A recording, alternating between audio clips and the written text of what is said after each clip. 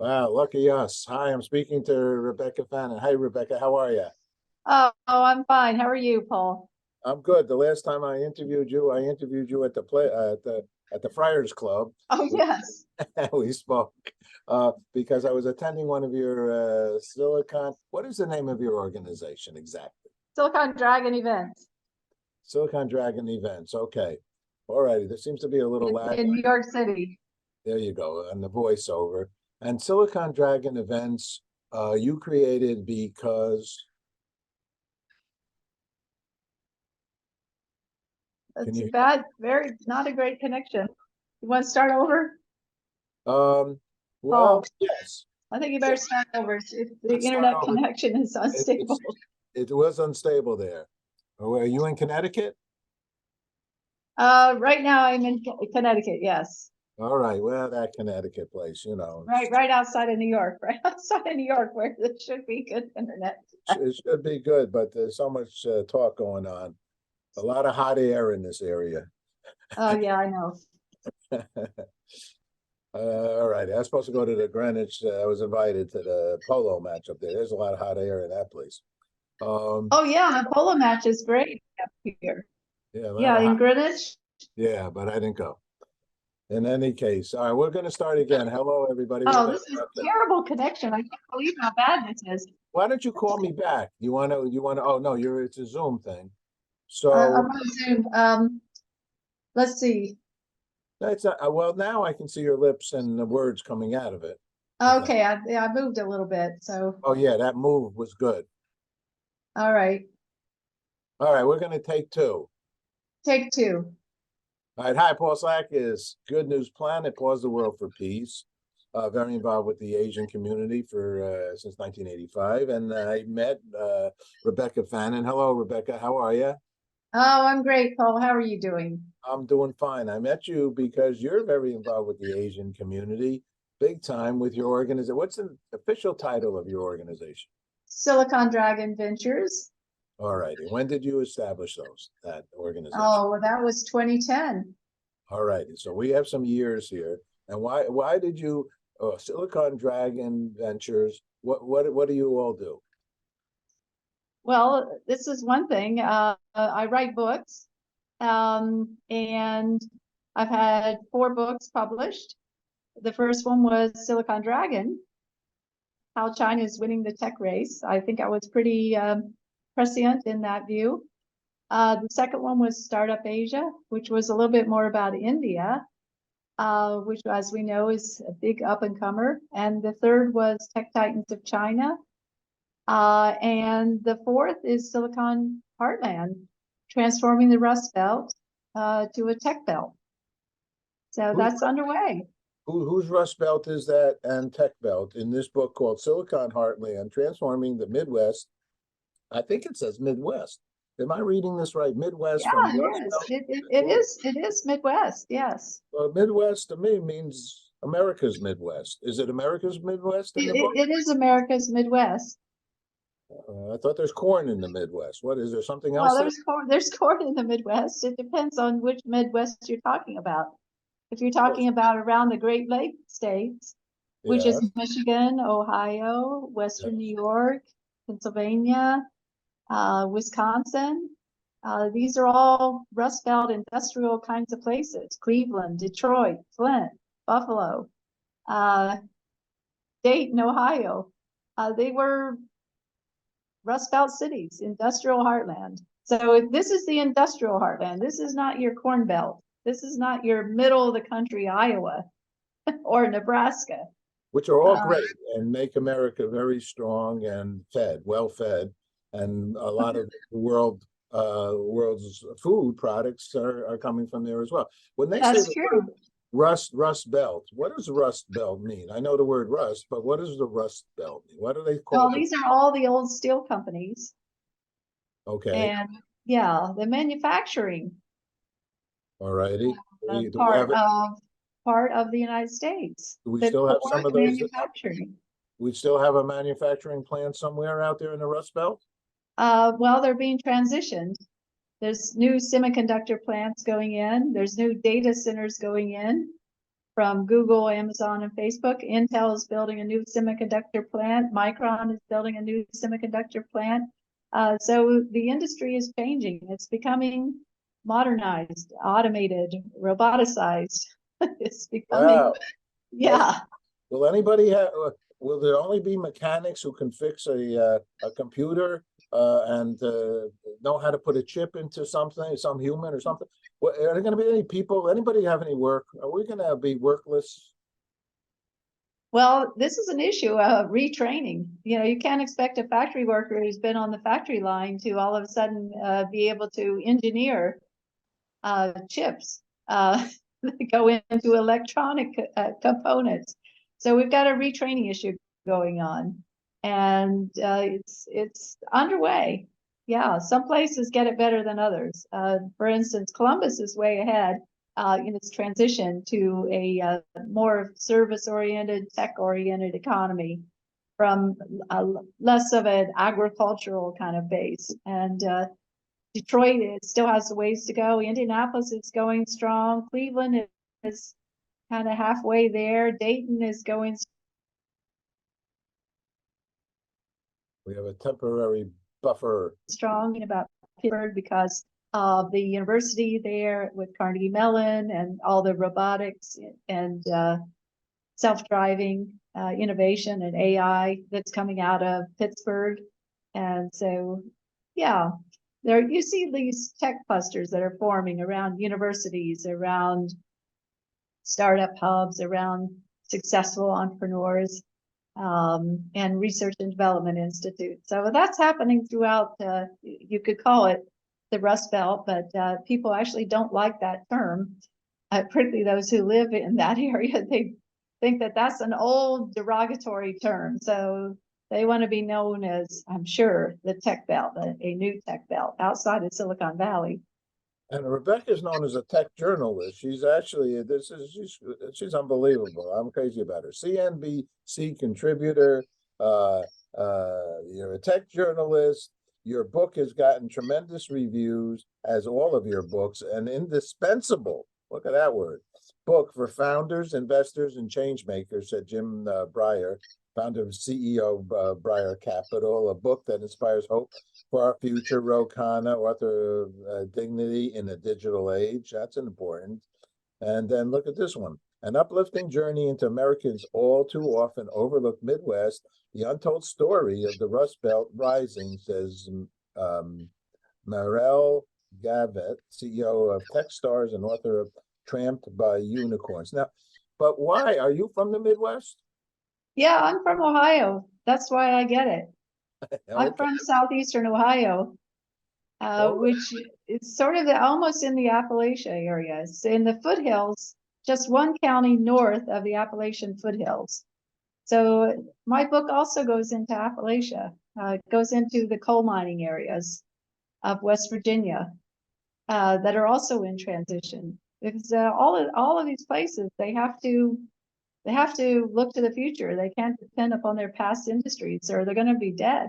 They have to strategize for the future and figure out what the new industries are. So West Virginia is really big now on cybersecurity and energy, or trying to get much bigger in that area. Less reliance on coal mining, because this is an area that is, has been diminished quite a bit in the past 50 years.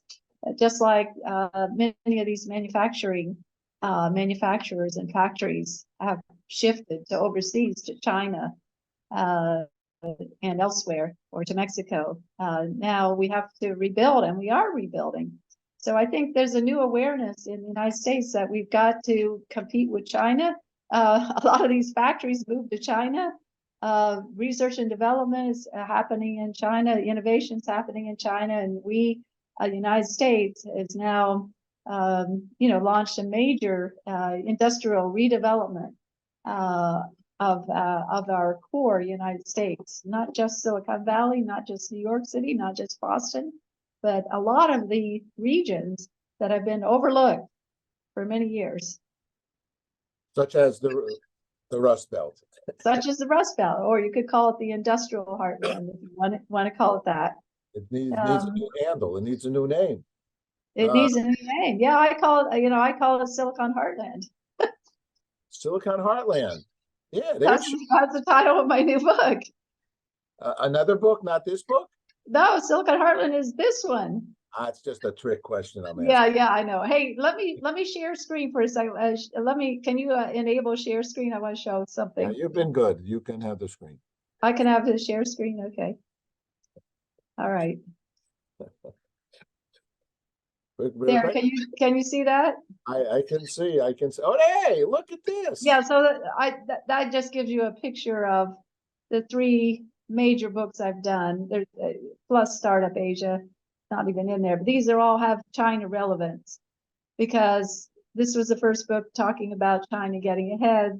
This book talked about how they were really maturing, and this one talks about the U.S. response and how we are responding to China as the big tech rival. So that's kind Well, of the journey that I've been on.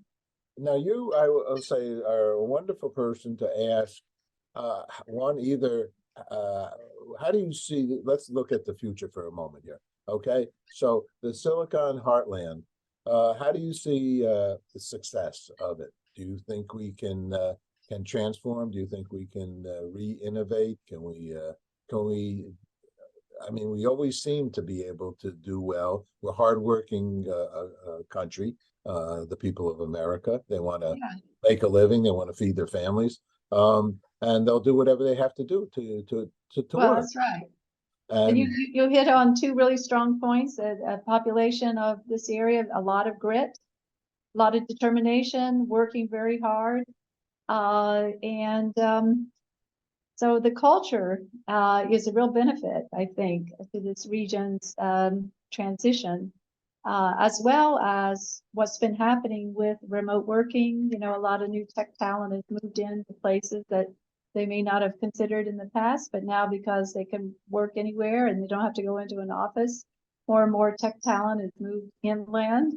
And more and more states are encouraging that kind of migration from the coast to the inland, where they have the resources now to do that kind of work, and also to live in a way that's a lot less expensive and enjoyable. in the Midwest, however, let me ask you though. Sometimes I'm not anti-union. I'm not anti-organizations getting together, but we do have a kind of a high standard of living in probably also in the heartland. Kids still have to go to college for $17 million a semester, and and food and so on, and cars are a lot of money, and housing. Yeah. How do we compete? You're an authority here. How do we compete where people are making $5 a day, or maybe that's wrong, that number I'm saying, or maybe they're making 10 or 15, but I think they're not making minimum wage that we're demanding. How do we keep up and you know, how do we stay in business? Well, I think we do really have to have startups. Startups are an economic engine. They can drive an economy forward. And so there's a lot of energy around in many of these states to encourage more and more startups and funding of startups, and not being afraid to try something new, not just stay stuck in your old job, whether it's flipping burgers or whether it's being on the assembly line or whether you may be even unemployed. So startups are an important aspect of moving When you forward. when you say that, are you referring to the fact that a startup could pay their people less money than, someone that's been in a company for 30 years? Am I off on what I'm hearing, or I do I? mean, how many people do you know who have had a job for 30 years in one company? That's old news. That doesn't happen anymore. You gotta be adapted. You have to adapt to the new reality, and being in a startup can actually, if your startup is successful, hey, that's a home run for you financially, and in many other ways, very rewarding. because it may not just be the salary, it can be the equity that you have in the startup. And you can you can have impact. You have a lot more impact with a startup as an individual than you can in a big corporation, where you're just doing kind of, in some cases, routine work. Right, right. No, this is a very, very powerful comment that you're saying, and actually something I didn't, I know about startups. I go to your meetings with startups. I go to a lot of investment events, but in essence, it's a driving force for business. Oh, it is, and there's been a lot of 18,000 new startups in the Midwest in the last decade, and that's a good number. So you're starting to see the decentralization of Silicon Valley, which really has monopolized the startup activity, and the funding for startups, about half of it actually in the United States, half of it is in Silicon Valley, believe it or not. And then New York and Boston are the other major powers. But now we're seeing a shift where the balance is tipping more to the inland. And we're seeing more funding going in and more startups and more successes. So, it's gradual. It's not happening overnight. And I think this is kind of a frontier trend. And it's on the frontier as well. So definitely something to watch, I think. There you go. Could you put your book back up? I like the way you did that. Oh, okay, sure. Where can people get it? Sure, they can get the book on Amazon easily enough. And well, let me get the right folder here. 1 second. So share screen. Oh, that's not right. Do you have that? There it is. I got it. Beautiful. So, okay. So Silicon Heartland is a new book. It just came out. It's on Amazon. It's also in some bookstores as well. And I've been on the speaking circuit too. So often these books are at my speaking events. And what's your website so people can see where you're speaking? Oh, sure. Yeah, that is SiliconDragonVentures.com. SiliconDragonVentures.com. All right, Rebecca, thank you so much. It's always a pleasure to speak with you. You have such good positive energy. You're all about peace also. You're positive in many aspects. What's peace for you? Last question. Well, what's peace for me? Oh gosh, let me think.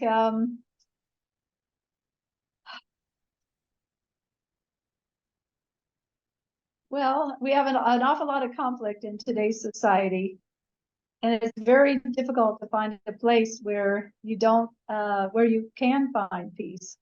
So if you can find that special spot where you feel like everything's okay with the world, that is peace to me, finding that special spot. Beautifully, beautifully, beautifully stated. Maybe it's in the heartland. Rebecca. Well, it's definitely quieter in the heartland than New York City. What was I saying? It was in Cleveland at the Rock and Roll Hall of Fame. Huey Lewis. The world is in the Midwest, in the heartland, and it's in Cleveland, not in L.A., not in New York. It's in Cleveland. I think is how the song goes. Wow. Well, you got to go there and to see it. I know the Midwest. I have my best friends from Columbus, Ohio. My other friends from Michigan. I was marrying a woman from Chicago. I have been all around the Midwest. So we got family out that way. So it's all good. We're New Yorkers, but in essence, it's a great world, and everywhere that you are can be as wonderful as, just like you say, especially if you find your happy place. Yeah. September 21st, I'm marking my calendar in New York City. Yeah, you join. Yeah, so I'll send you more about it. It's going to be International Day of Peace and Ecology. We're really a lot more also now focused. Well, we've been involved with ecology for millions of years, but ecology is another one of those that are taking prime concern. Let's put it like that. Climate Oh, condition. yeah, That's a yeah, big thing. it's a All big right, issue. big Okay, time. well, you take Rebecca, we'll care. talk again.